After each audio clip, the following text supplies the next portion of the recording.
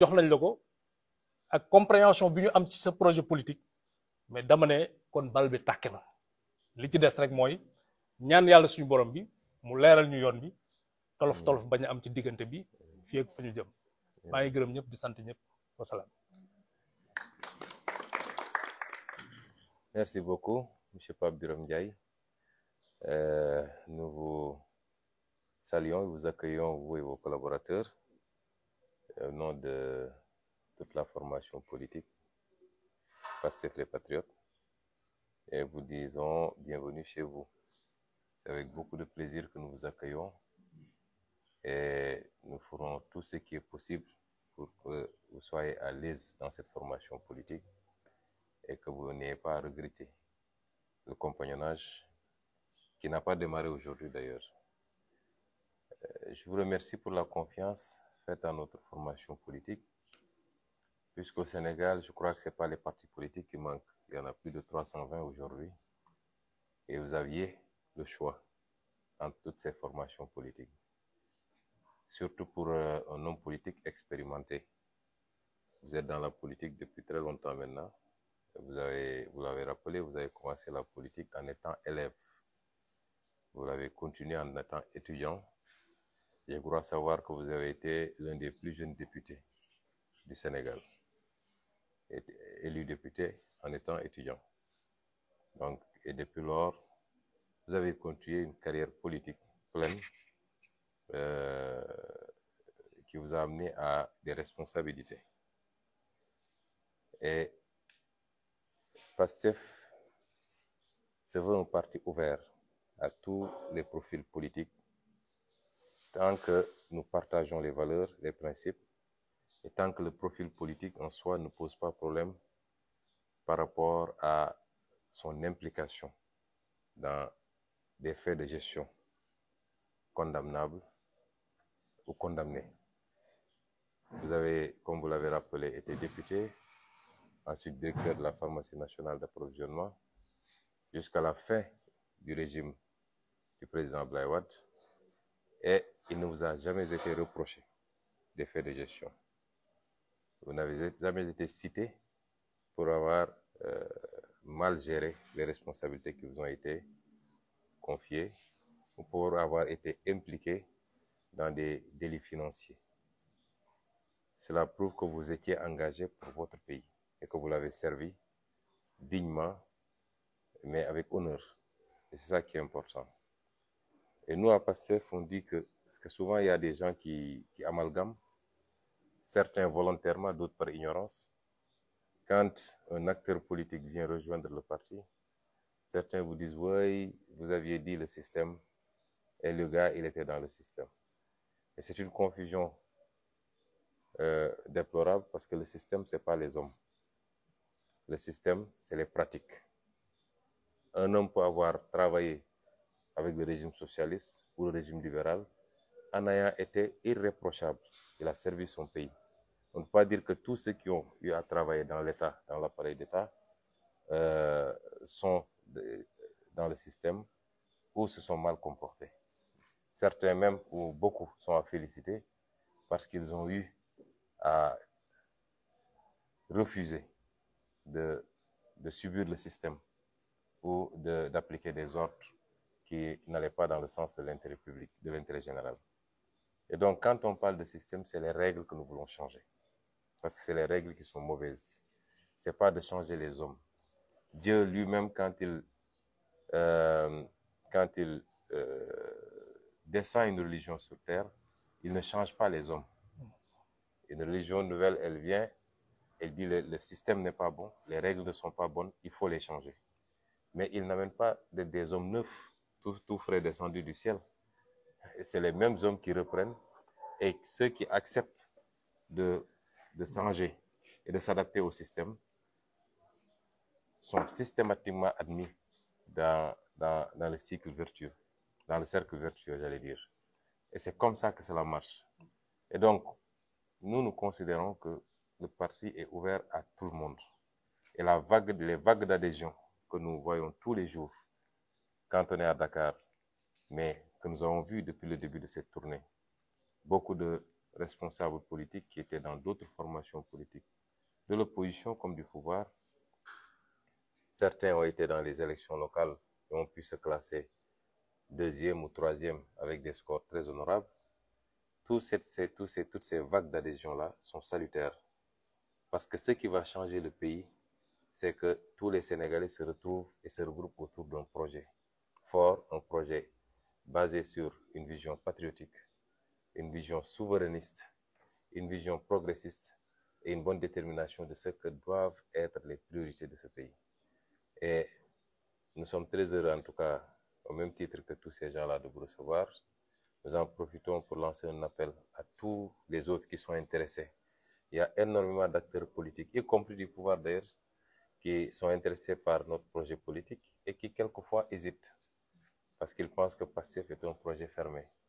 Et j'en profite pour leur dire que ce projet est le leur.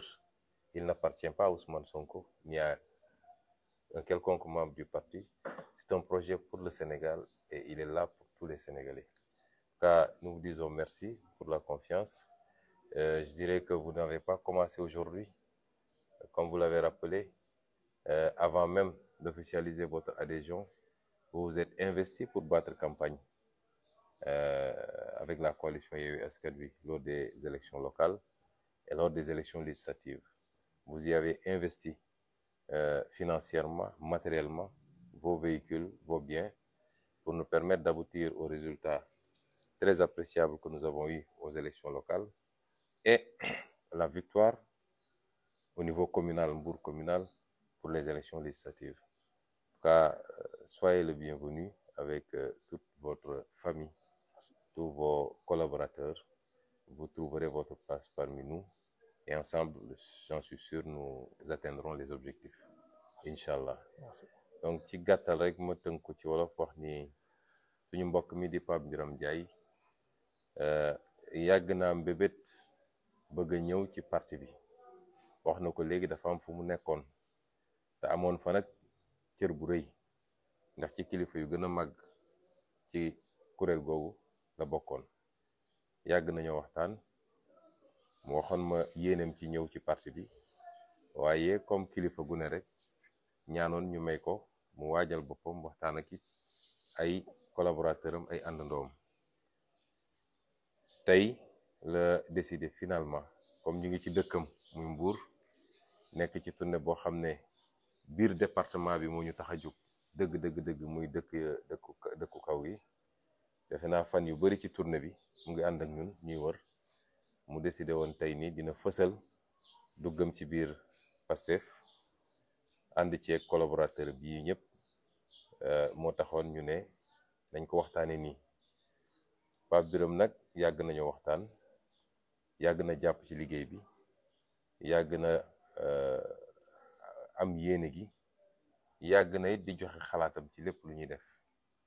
loolu mun naa ne gën saa gàtt ay at la boobu mu nga woon ci beneen parti ba ni mu décidé ni day ñëw ci suñu parti bi. ñu koy dalal ci parti bi moom ak njabootam yépp di ko wax ni këram la ñëw ndax parti bi képp ku bëgg Sénégal rek, képp ku bëgg ñu soppi réew mi dëgg képp ku bëgg naxe bi ak tappale bi ak nooteel bi ñuy dund jeex, parti bi sa parti la. te gëwmu ni am na sénégalais bañ loolu. moo tax du lu ñu tëj, parti bi du moomeelu kenn. man mii ko jiite moom ma parti bi, ma koy fàttali ni du man maa ko taxawal sax.